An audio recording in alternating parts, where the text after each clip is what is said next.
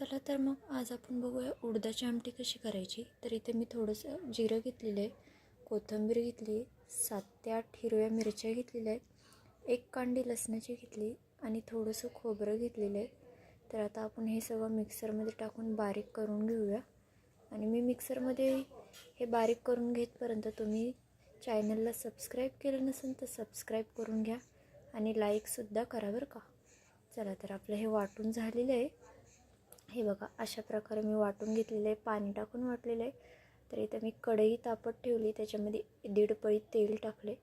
तेल छान तापलं की मोहरी टाकायची, मोहरी तडतडली की जिरंही टाकायचं आणि मग नंतरनं जे वाटलेला जो आपण मसाला होता तो टाकूया आणि 2 मिनटं परतून घेऊया. आणि ह्याच्यात आहे ना मी नंतरनं हळद टाकली, म्हणजे माझ्या लक्षात नव्हतं राहिलं म्हणून मग मी नंतर टाकली आणि व्हिडिओत दाखवायची विसरले मी.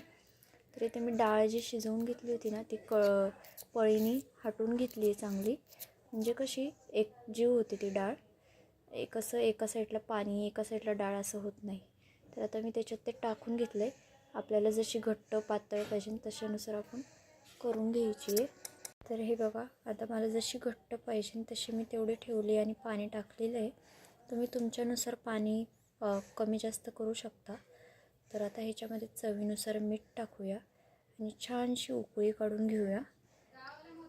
तोपर्यंत नक्की सबस्क्राईब करा, कारण नवीन यूट्यूबरसाठी तुमचं एक सबस्क्राईब खूप म्हणजे खूप मोलाचं आहे. तर हे बघा आता आपल्या आमटीला छान अशी उकळी आलेली आहे. छान उकळी आली की म्हणजे कशी आमटीसुद्धा खूप छान लागते.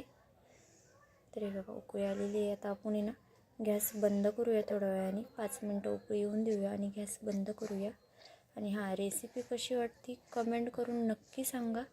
आणि चॅनलवरती जे कोणी नवीन असेल तर सबस्क्राईब करायला विसरू नका आणि लाईकसुद्धा करा. अशाच छान छान रेसिपी मी तुम्हाला दाखवत जाईन. चला तर मग भेटूया नवीन रेसिपीसोबत.